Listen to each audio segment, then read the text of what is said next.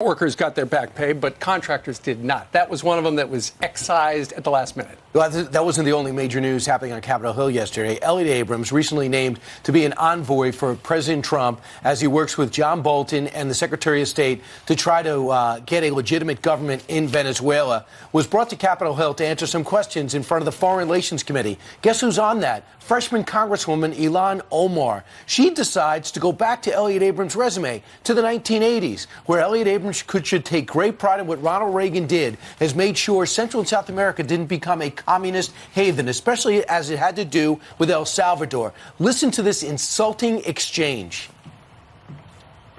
I fail to understand why members of this committee or the American people should find any testimony that you give today to be truthful.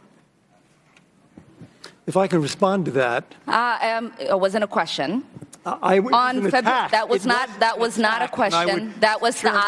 I reserve the right to my time. Yes or no? Do you think that massacre was a fabulous achievement that happened under our watch? That is a ridiculous question, and yes or no? No. I will Chairman, take that as a yes. I am not going to respond to that kind of personal attack, which is not a question. You've got to watch the whole thing because it is extraordinary. It's like something you've never seen in a committee hearing. When she said it was not a question, clearly it was a political statement she was making.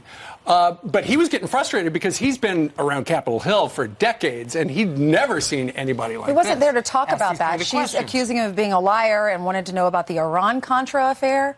Well, she was, in El Salvador, in Nicaragua, in that region, Bolivia, there was a communist infiltration in the 1980s. And President Reagan wasn't going to have it. He was going to make sure that the Russians and then the Soviets were not going to infiltrate and take over our hemisphere. So to do that, you had to do some extreme work. He's part of that work. And the efforts of that gave us El Salvador, which is closer to a democracy than not. Right. And Central and South America are the president should be very proud of his foreign policy. For this freshman congresswoman to be that dismissive and condescending to someone like Elliot Abrams is beyond the pale. Democrats should all be embarrassed by Senator her. Tim Scott from South Carolina, this is what he had to say about it.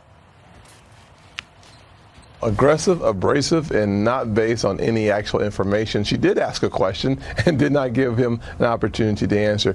If that's the type of service that we can look forward to coming out of the House, things are in jeopardy. It's really challenging times. And one of the reasons why I support and have been the lead sponsor of an anti-Semitism legislation is because we're seeing these eruptions, and what we saw today and what we heard yesterday are just more fact patterns that many times the left is heading in the very wrong direction. Well, she has had a very busy week. Remember, it was in this past week where Nancy Pelosi pretty much insisted that she apologize for the anti-Semitic tweets, suggesting that members of Congress support Israel because of the money. It's all about the Benjamins, baby, she said.